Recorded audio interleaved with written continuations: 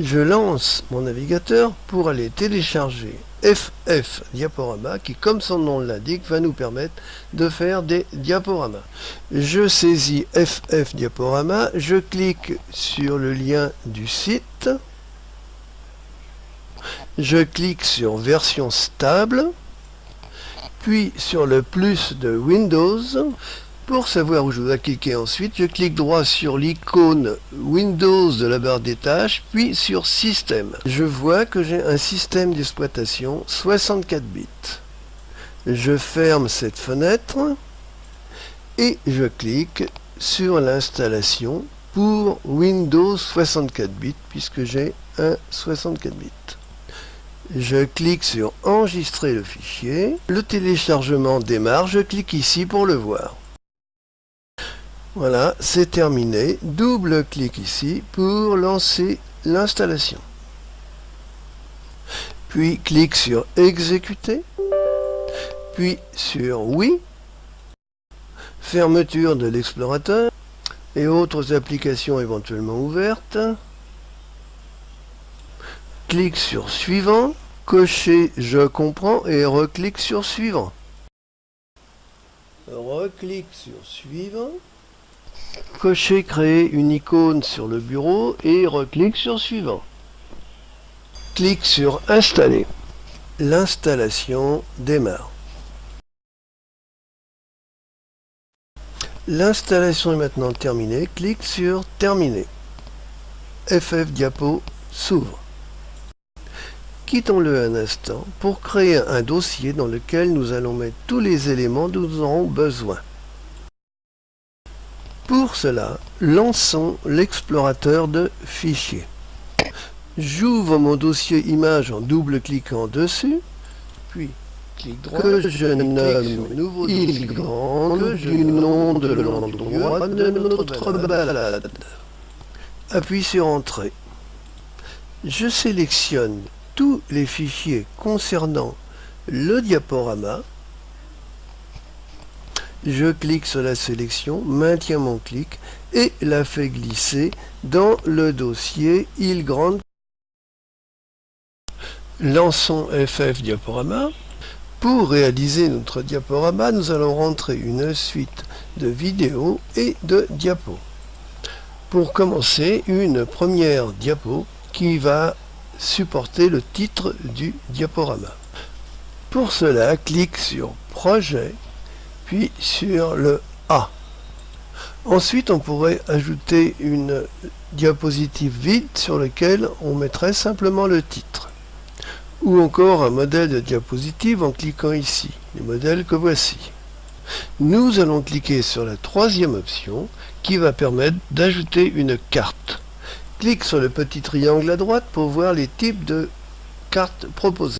Par exemple, ici, en cliquant dessus, je sélectionne la carte routière. En cliquant ici, apparaissent les définitions d'images de cartes possibles. Je rappelle que la plupart des écrans de télé et d'ordinateur sont en 1920 que multiplie 1080. 1280 par 720 me paraît suffisant pour la carte. Je clique dessus pour le sélectionner. Je clique sur l'icône à droite de localisation pour définir le lieu de la carte. Puis je clique sur Ajouter une localisation. Puis je saisis le nom du lieu ici et en dessous. Puis j'appuie sur la touche Entrée. Le lieu se précise et la carte apparaît. Clique sur OK. En cliquant sur le petit triangle à droite de Zoom, on va faire apparaître tous les zooms qui sont possibles. Plus le zoom est élevé, plus il y a de détails sur la carte, mais moins elle couvre une grande surface. Bon, je prends une carte de 6 km de large, sur le zoom 15, qui correspond assez bien à l'île. Voilà, j'ai la dimension de carte choisie. Je clique sur OK. Je fais tout de suite une première sauvegarde de mon travail et en ferai d'autres par sécurité. Pour ça, je clique en haut à gauche sur Fichier, puis sur Sauver. Je vais dans mon dossier île grande que j'ai créé pour cela. Je saisis un nom et je clique sur Enregistrer. Voilà, c'est fait. Maintenant, je veux saisir le titre du diaporama sur cette diapo. Pour cela, je clique droit dessus, puis clique sur Propriétés de la diapositive, puis clique sur Ajouter du texte. On peut choisir un texte clipart, mais je choisis de cliquer sur un texte simple. Clique sur Défaire pour être sûr qu'il n'y a rien d'écrit. Double-clic sur Texte pour le sélectionner. Saisie du texte du titre.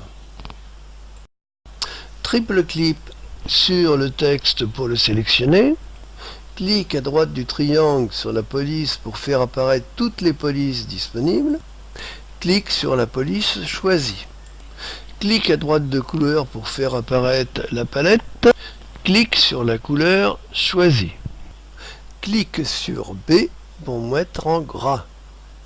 Clique à droite de la taille pour faire apparaître la liste des tailles. Clique sur la taille choisie. Clique sur OK. On tire sur les petits carrés du cadre de la zone de texte pour élargir celle-ci et mettre le texte sur une ligne. Clique et maintien du clic quand on a la main pour déplacer le texte. Enfin, clique sur OK. Maintenant, avec un smartphone équipé de l'application Orux Max, il a été possible d'enregistrer la trace du parcours effectué. Ensuite, le fichier contenant cette trace est transféré depuis le smartphone vers le dossier ILGRAND de l'ordinateur. J'ai expliqué ceci dans la vidéo dont l'adresse est indiquée ici. J'ai aussi préalablement chargé l'application Google Earth dans mon ordinateur en procédant comme suit. Clique ici pour lancer mon navigateur. Saisie de Google Earth, clique sur le lien, clique sur télécharger Google Earth, puis clique sur accepter et télécharger. Clique sur enregistrer, clique ici pour voir le téléchargement et ici pour le lancer. Ensuite, installation simple jusqu'à l'ouverture de Google Earth. Et refermons-le. Relançons l'explorateur de fichiers et rendons-nous à nouveau dans notre dossier ILGRAND dans lequel nous trouvons le fichier ILGRAND KML qui contient la trace de notre parcours. Double-clic sur ce fichier. Google Earth s'ouvre et montre le parcours. Nous allons copier cette image en utilisant l'outil Copie d'écran de Windows 10. Pour cela, clique sur l'icône Windows, puis clique sur Accessoires Windows, puis clique sur Outils Capture d'écran. Clique sur Nouveau, clique en haut à gauche, maintien du clic tout en se déplaçant vers le bas à droite de l'image pour la sélectionner. Relâchez le clic. Clique sur Fichier, clique sur Enregistrer sous, ouvrons notre dossier ILGRAND, clique sur Enregistrer. L'image du parcours est maintenant dans notre dossier ILGRAND. Lançons maintenant FF Diaporama pour introduire notre parcours comme seconde diapo. Clique sur Projet, clique sur Ajouter fichier. Clique sur le fichier Capture dans notre dossier ILGRAND. Clique sur OK. La diapo du parcours est entrée. Ajoutons maintenant la petite vidéo de survol de l'île que nous avons dans le dossier. De nouveau, clique sur Projet, puis sur Ajouter fichier. Clique sur la petite vidéo, clique sur OK. La vidéo est ajoutée. Ajoutons maintenant une série de photos. Reclique sur Projet et Ajouter fichier. Simultanément, appuie sur CTRL et clique sur les différentes photos à ajouter. Puis clique sur OK. Les photos sont maintenant introduites dans le diaporama. En cliquant sur le cône sur l'échelle des temps et en Maintenant ce clic enfoncé tout en le déplaçant, on se déplace dans le diaporama. En cliquant ici, on peut démarrer ou arrêter le diaporama. Entre chaque diapo, il y a une transition qui peut être modifiée de la manière suivante. Clic droit sur la diapositive, clic sur Propriétés de la transition. Là, il est possible de sélectionner une autre transition de son choix, ou en cliquant ici, de supprimer ou de mettre d'autres types de transitions, ou encore de modifier sa durée. Après, on clique sur OK. Il est possible de modifier la dimension d'une image de la manière suivante. Clic droit sur la diapo, puis clique sur Propriétés de la diapositive. En cliquant maintenant enfoncé et tirant sur les petits carrés cadres de la photo, on peut modifier ses dimensions. En cliquant sur la main, maintenant un clic enfoncé en déplaçant, on déplace la photo. Quand c'est bon, on clique sur OK. Il est possible de mettre plusieurs photos sur la même diapo en procédant comme suit. Clic droit sur la diapo, clic sur Propriétés de la diapo, clic sur Ajouter fichier, clic sur l'image à ajouter, clic sur OK. Puis redimensionner et déplacer les images comme indiqué précédemment. Puis clic sur OK. Il est également possible de modifier le fond de la manière suivante. Clic droit sur l'image, clic sur Propriétés de l'arrière-plan, clic sur Définir un nouvel arrière-plan, clic à droite de brosse unie pour définir le genre de fond, qui peut être une couleur ou qui peut être une image. Par exemple, je clique sur Image de la librairie, puis je clique sur cette image, puis sur OK. Et voilà le fond choisi. Il est possible de remodifier photos, vidéos et écriture d'une diapo. Pour cela, clic droit sur la diapo à modifier, puis clic sur Propriétés de la diapo. Il faut sélectionner la photo ou l'écriture à modifier en cliquant dessus en haut à droite. Par exemple, je clique sur l'écriture pour la sélectionner. Puis, en double cliquant sur l'écriture, j'ouvre la boîte de dialogue correspondante qui me permet de refaire toutes les modifs possibles. Puis, clique sur OK, comme d'habitude. Ici, l'écriture est placée au-dessus de la carte. Si je clique sur Carte, que je maintiens mon clic enfoncé et que je me déplace comme ceci, c'est maintenant la carte qui est au-dessus de l'écriture. Faisons le déplacement inverse, l'écriture repasse au-dessus de la carte. Il est possible de faire le même genre de déplacement si l'on a plusieurs photos l'une sur l'autre. OK. Maintenant, si une diapo n'est pas bien placée, par exemple celle-ci, on peut la déplacer de la manière suivante. Cliquez dessus et maintenir le clic tout en la déplaçant. Relâchez le clic lorsqu'elle est à sa nouvelle place. Il est possible d'accompagner le diaporama par sa musique préférée. Mais si on veut le mettre sur Internet, il faut une musique libre de droit. On peut procéder comme suit. Ouvrir le navigateur, clique sur les 9 points, clique sur YouTube, clique sur Connexion, il faut avoir un compte, saisis mail et mot de passe, clique sur Suivant, puis Connexion. Clique sur Ma chaîne, clique sur Gestionnaire de vidéos, clique sur Créer, clique sur Bibliothèque audio, clique sur la flèche devant l'air retenu pour l'entendre et connaître ses droits. Clique sur la flèche à l'arrière pour télécharger l'air. Clique sur OK. Clique ici pour voir le téléchargement. C'est fini, clique droit ici, puis clique sur Ouvrir le dossier. Clique droit sur le fichier musical et clique sur Couper. Allez dans le dossier île grande et clique sur Coller pour mettre le fichier musical dedans. Après un fichier sonore musical, nous pouvons aussi avoir besoin de fichiers sonores d'explication dite voix off. Pour cela, il faut un micro et vérifier que la configuration de l'ordinateur est correcte en faisant comme ceci. Clic droit sur le petit haut-parleur, clic sur périphérique d'enregistrement, clic droit sur le micro, clic sur activer. Il doit être défini en tant que périphérique par défaut. Reclique sur microphone et clic sur propriétés. Clic sur niveau, on doit avoir quelque chose comme ça.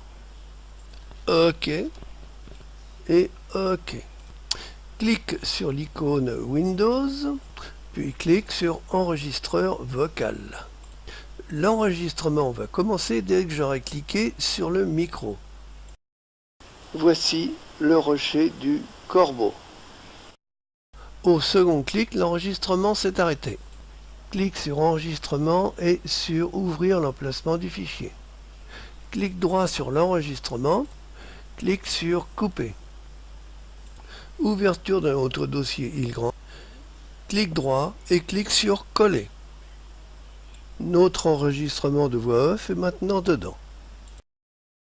Retournons dans FF Diaporama. Clic droit sur la première diapositive et clic sur propriété de la musique. Cochez commencer une nouvelle liste de lecture. Clic ici. Dans le dossier il grand, nous trouvons nos deux fichiers son. Clic sur le fichier musical et clic sur OK. Clic sur OK.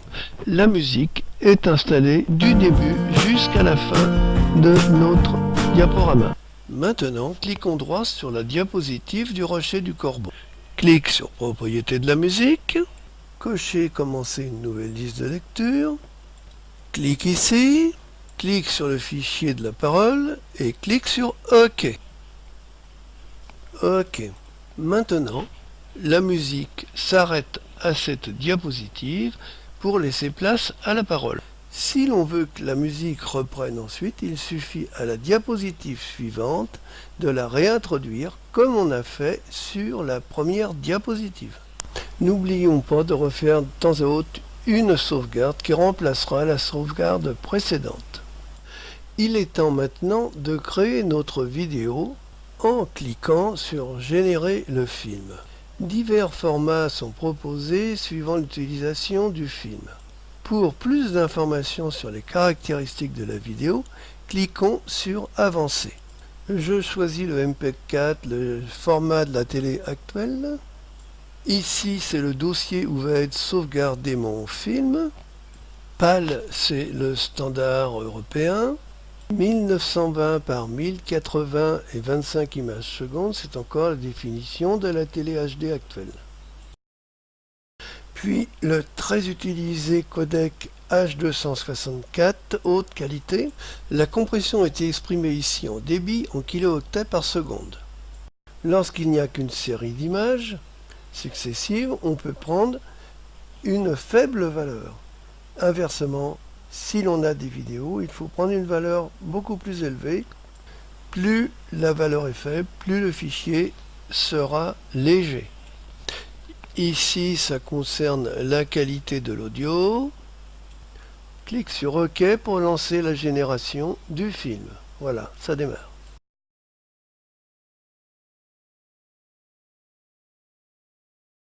Voilà, c'est terminé. On clique sur OK pour voir le résultat.